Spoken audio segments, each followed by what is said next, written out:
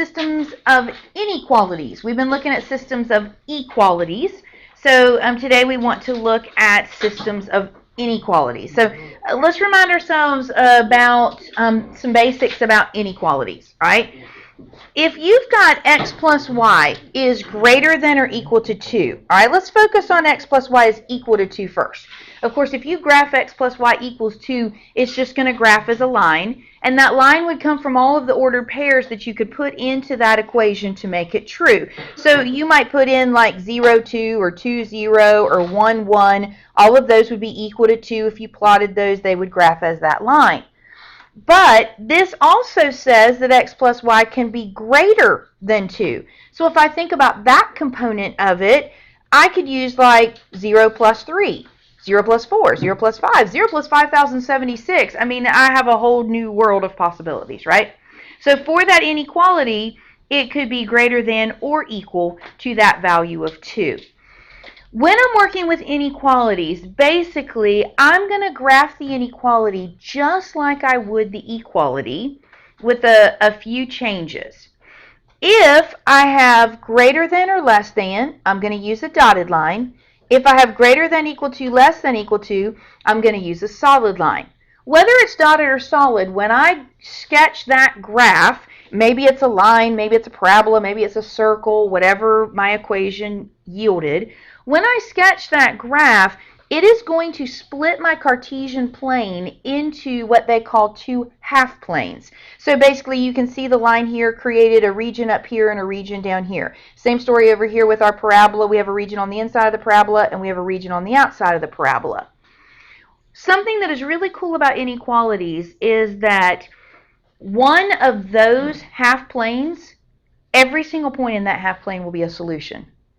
And then the other half plane, not a single point in it will be a solution. So here's how I can figure out which side is my solution side and which side is not. I'm going to pick a test point. I can pick any point that I want that is not on my graph, pick a test point and plug it into that inequality. If it works, then that means that every single point on that side would work. We could go around and pick 22 different points and plug them in and they would all work.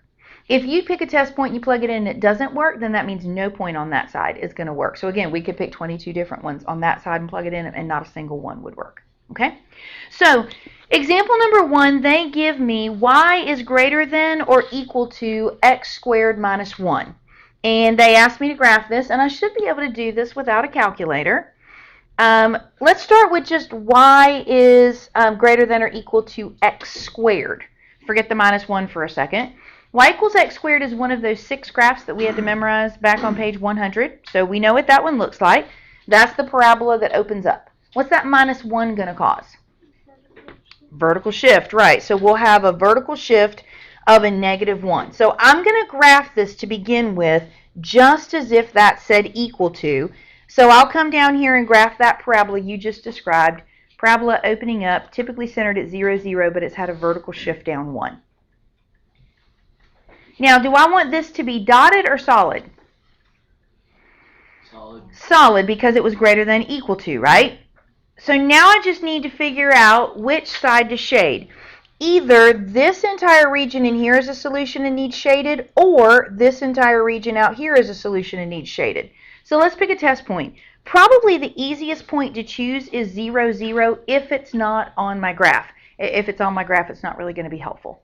But 0, 0 was not on my graph, so I'll put 0 in for y and 0 in for x. And I'll get 0 is greater than or equal to 0 squared minus 1. So 0 is greater than or equal to negative 1. Is that true? Yes. Yes. So since that one point worked, then that means every single point on that side of my graph is going to work. If by chance I had picked a point on the other side, like maybe I had picked 0, negative 2, if I plug that point into my inequality, notice that I get negative 2 is greater than or equal to negative 1. That's not true. So that would have also told me, hey, that point doesn't work, so that means I'm not shading on this side. So it doesn't matter which one you would have chosen, it would have led you to the correct answer. All right, now on your calculator, we're passing around and linking that inequalities application right now. You may not have gotten it yet, that's okay. You can still link it the rest of the period today or after class or Monday or whatever, but I want to show you what that app does. I want to show you how you can graph inequalities on your calculator in the regular mode, but also in that inequalities application, okay? So that one that we were just working with, y is equal to x squared minus 1. If I go to y equals and I type that in, it would just graph the parabola for me. In order to get it to do the shading, if I'll use my cursor and come over here, this is where we usually switch it from like dotted to solid to bold, that kind of thing. If you keep toggling, you'll be able to, you'll run through ones that is shade above, and then there's also one that's shade below. So I can tell it to shade above, and it will fill that in. So that's one way that you could graph that inequality on your calculator. However, the thing that I love about that inequalities app that I'm having you link is I would just go to my applications and I would scroll down to inequalities and hit enter. Now, once you turn it on for the first time, you don't have to go back and turn it on every time you turn your calculator on. It'll stay on until you go back and turn it back off again, okay? So once that inequalities application is running, I can go in and still type in x squared minus 1. Now, the inequalities application came out before the new operating system with the math print. That math print is the thing that makes the exponent really look like an exponent instead of us having to type it this way. And so when you're in the inequalities application, that math print doesn't work. So you won't be able to do like the little fraction button and that type of stuff. You'll just have to type it the old way. So don't be concerned if it doesn't automatically jump up to an exponent like it typically does. Okay, so I put in my equation x squared minus 1. Here's the cool thing. If I will put my cursor on top of my equal sign, I get all these new buttons down here that I don't normally have. I access those through my function buttons. So you'll notice like this is right above F1, so this will be F1, F2, F3, F4, F5. So for our case, we wanted greater than equal to. So if I choose F5, it'll put greater than equal to on top of my equal sign. And it will also automatically switch this to shade in the appropriate place. So it will know whether to shade above or below or those types of things. So the inequalities application is really helpful in that, particularly when I go to do systems of these where I'm doing several at one time, it'll graph all of them and shade them in different directions so I can see where they overlap and that type of thing. So just wanted to show that to you so you could be playing with it while you're doing this homework. All right, so look at example number 3. For example number 3, we've got x minus y is less than 2. So again, we're going to start off by just putting an equal to on that, treating it just as if it said equal to. That's a linear equation, so if I'm going to graph a line, I'm going to do x and y intercepts. You can do whatever you'd like. So I'm going to put 0 in for y, and I'll get 2 for x, and I'm going to put 0 in for x, and I'll get negative 2 for y. So I'm going to plot those 2 points. Is my line going to be solid or dotted? Dotted, right, because it was less than. And then I need to figure out which side to shade with a test point. You know, Ms. Wetmore, you really don't have to do that test point thing. Because, I mean, literally all you have to do is just look at your sign. And if it says less than, you shade below. And if it says greater than, you shade above. See over there in example 1, it said greater than, and you shaded above. Really? So I can always shade below when it says less than. Let's see. This one says less than, so that means I should be shading down here. Let's pick a test point and see. So I'm going to use 0, 0 again. And so when I choose 0, 0 as my test point and I plug it in, I get 0 minus 0 is less than 2. Last time I checked, 0 was less than 2. That means I'm shading above, not down below. So I have to be careful of that. I cannot just look at the sign and use that to determine where I'm going to shade. Here's where that misconception comes in. That is a shortcut that you can take if you have y on the left-hand side of the equation by itself. If you have y on the left by itself, then yes, you can look at that sign if it says greater than, shade above. If it says less than, shade below. Here's why I couldn't do that in this problem. What's in front of the y? A negative. So when you go to get y by itself and you divide by a negative, what happens in an inequality when you divide by a negative? Sign flips. Yeah. You're going to reverse that inequality sign, and so that's why it's the exact opposite of what we think it would be. So just be careful with that. The test point is not going to lead you astray, so that's a safe way that we can do this as well. All right, look at example 2. Example 2 is the first system of inequalities that they've given us. Now that we've kind of gotten comfortable with graphing an inequality, now they want me to do a system. A system of inequalities is just like a system of equalities. It's just two equations on the same graph. This is two inequalities on the same graph. When we did equalities, solution equaled intersection, inequalities, the exact same thing. Your solution is just going to be where your two graphs overlap. All right, so let's look at that. I'm going to start with x equals -2. What does x equals -2 graph as? Horizontal line, vertical line? Vertical line, right. Dotted or solid? Solid. It's going to be dotted, right. So we've got x is greater than -2, vertical line at -2, dotted. Where are the values that are greater than -2, left or right? To the right, so I'm going to shade to the right. And you could still do a test point here.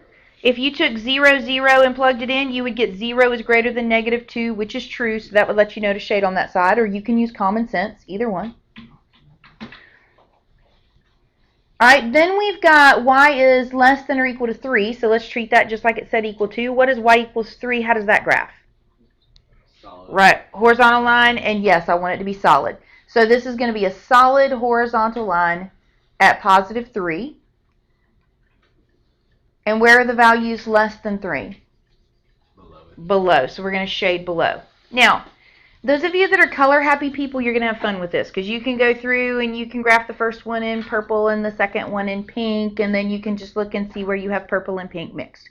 If you're not really a color happy person, you can do what we've done here and just make your first graph go horizontal and your second graph go vertical, and then just look for where they have crosshairs, where they overlap. If you had a third equation, you could go diagonal and see where, those overlapped.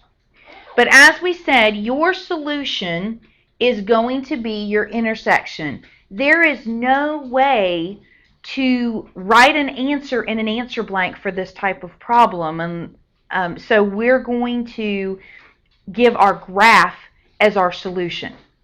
For that reason, I need to see that you know where that solution is, that you know it's where your graphs overlap. So even if you do this just in pencil going a couple of different directions, take your pencil and lay it on its side and just lightly shade over top of where they overlap so that you're showing me, hey, this shaded region, this is my solution. I know it's where they overlap. If you're using colors and you want to like highlight that area or something like that, you can. But in some way, I need for you to indicate to me what your solution is.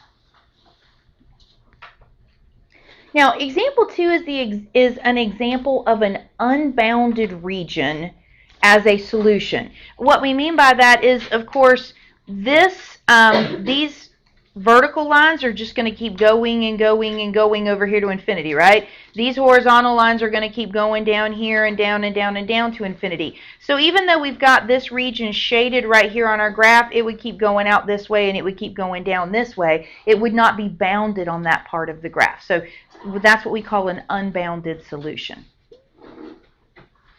All right, for example 4, rather than make us go back and reinvent the wheel, they say, hey, look, you've already graphed a couple of these. Let's go back and let's take 3 of the ones that you've already done. X minus y is less than 2, x is greater than -2, and y is less than or equal to 3. Let's take those 3 graphs you've already done, and let's just put them together and solve them as one system. Okay, so let's start with the one that we had done in example 3, x minus y is less than 2. We had intercepts at -2 and at +2. It was a dotted line, and we shaded above. And I'm going to go diagonal with that one so that I can go horizontal and vertical with the other ones. And I'm going to use 3 different colors. So, whatever works for you if you want to use the colors or the directions. All right, then we had already graphed over here x is greater than -2. That was the dotted vertical line at -2, and then we shaded over here to the right.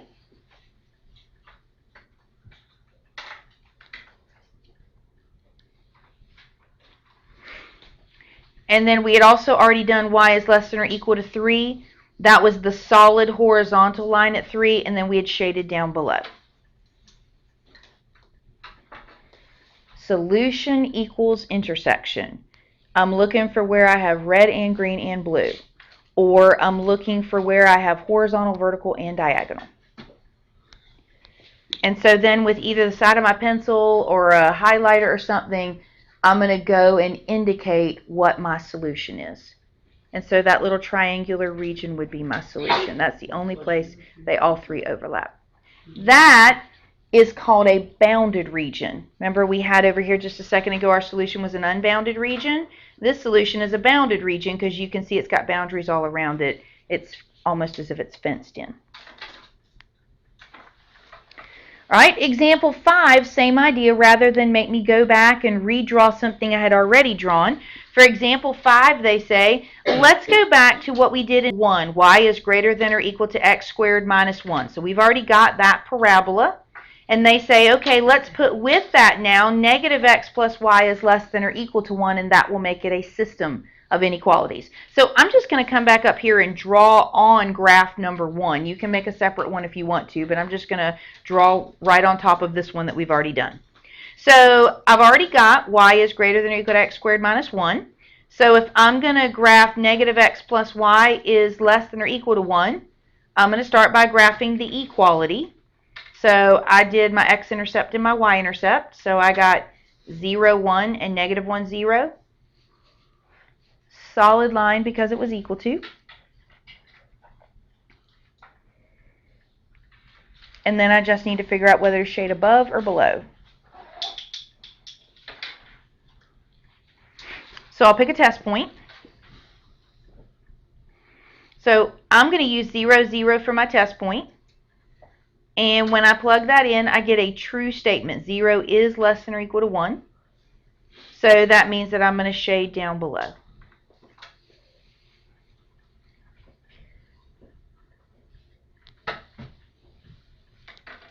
Solution equals intersection. So darken in some way that bounded region.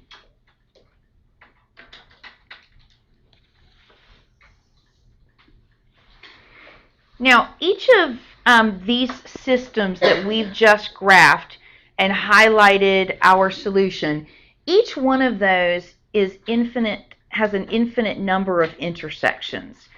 You know, if we're talking about solution equals intersection, there are an infinite number of intersections in here because, let's say you're looking at the values between 1 and 2. You could always go halfway in between and say, okay, there are values between 1 and 1.5. Okay, halfway in between there, halfway in between there. No matter how small your interval is, you're always going to be able to find another value in between there. So there would be an infinite number of values, whether I was in a bounded region or an unbounded region. So we definitely can get infinitely many solutions. We also can get no solution. Here's example number 6. For example number 6, you've got x plus y is greater than 3 and x plus y is less than negative 1. All right, so when we graph those, and I have those graphed there on your paper for you just so that you could look at these, because I felt like at this point you would have a solid understanding of the inequalities. You wouldn't need to just keep graphing and graphing and graphing. So if we have x plus y is greater than 3, that's this graph up here, and we had x plus y is less than negative 1, that's this graph down here. If intersection equals solution, they don't intersect anywhere, so there's no solution. Does that mean that parallel lines is always going to be no solution? I mean, it is inequalities. In inequalities, if I have parallel lines, will that always be no solution? All right, well, let's think about it. What if it was x plus y is less than 3 instead of greater than 3? Then instead of shading above this blue line, I would have shaded below that blue line, right? And then I would have had an intersection, and so I would have had solution. So don't erroneously think that just because I have parallel lines, it's automatically going to be no solution. That's not necessarily true in inequalities. And then here's one more example for us, example number 7. X plus y is less than 3, and x plus 2y is greater than 3. So we graphed those two, and again, our solution was our intersection, and this solution, again, was an unbounded region.